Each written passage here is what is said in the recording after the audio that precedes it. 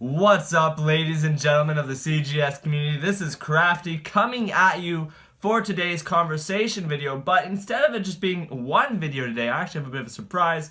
We do have two, and this is mostly in light of the Nintendo Switch and its release date. I thought I'd do a little conversation segment on just my personal opinions on it, if it was worth it, if it wasn't, and the longevity of it. So that will be coming up right after this video, so be sure to check that out as well instead of just this conversation. Now, moving on to that, we do have our pre-order conversation to get to, so let's get to it right now.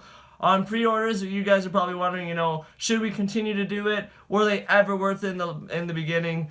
What do you think, Crafty? Well, yes, they were worth it in the beginning. Actually, there was a pretty big convenience factor that was addressed there on allowing you to kind of guarantee yourself a copy of a game if it was a major title expected to be released. As a lot of the times in the past, stores would just be sold out right off the hop and you wouldn't really get your copy and you'd have to wait like 2 or 3 weeks. It kind of sucked.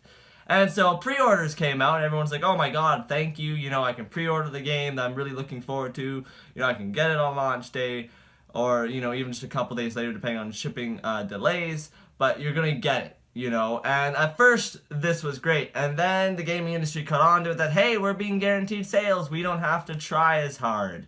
And you're now in 2017 with a lot of major titles, especially in 2016, being pretty mediocre when compared to games that were coming out in the middle to late 2000s before the double digits with 2010 and so on.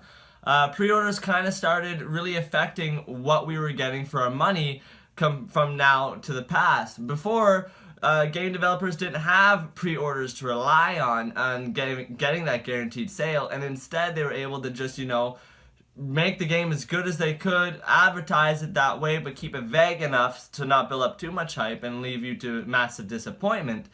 And then rely on those user and especially critic reviews to boost its popularity and sell it. And this was a really great system overall because you were getting your content developed properly and fully. You were getting what you paid for. You didn't have to really worry about, oh, is this game just going to be another big flop? I mean, that did happen, but it was less likely because the developers and producers of those developers wanted that game to sell. But now, with pre-orders, like I said, you're getting guaranteed sales, and so what we're seeing is a lot of laziness in terms of games outcoming with their execution quality.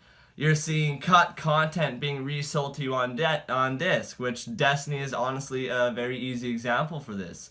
You have, on pre-orders alone, I think they made their entire initial investment to the franchise, if I remember correctly. So there was $500 million invested to the Destiny franchise, not to Destiny 1, to the Destiny franchise. And I think on 3 days or so, on pre-orders alone or something like that, they made like $400 million or something. It was pretty insane for pre-orders. And this wasn't even counting the initial sales of people who didn't pre-order. So it leaves you into that perspective that, yeah, in one game they pretty much made back their initial investment.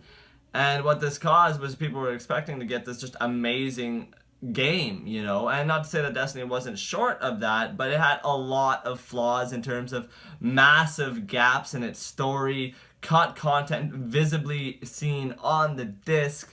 It was pretty terrible. And then this isn't the only game that was affected, but by far the most controversial game that was affected by this. And what we're seeing now is just hype continuously being used to sell games, to build up that pre-order factor and guarantee those sales regardless of whether the game is worth it or not. People completely ignoring critics and even their friends with their user reviews if they go out and buy it first, and just pre-ordering it, getting the game right away, and then bitching about how they wasted their money. And it's like, well, to be fair, you're supporting the business model. If you don't want that business model to succeed anymore, if you want it to be where games are being made genuinely for just sales and not pre-orders, stop pre-ordering.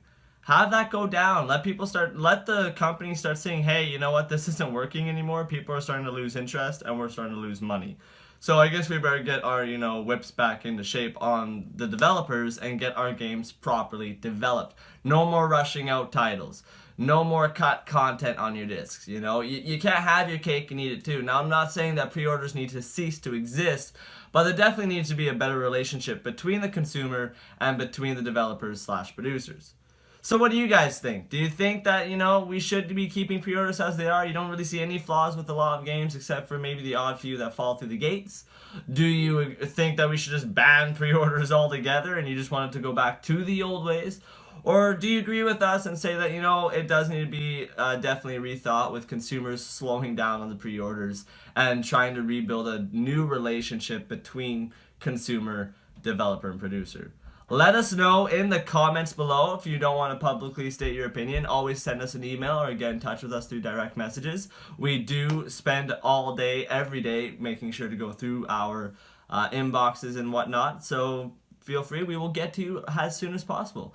This is Crafty signing off. You guys have a wonderful Tuesday, and I will see you guys on our next Crafty video right after this one. So stay tuned in, and of course, stay crafty.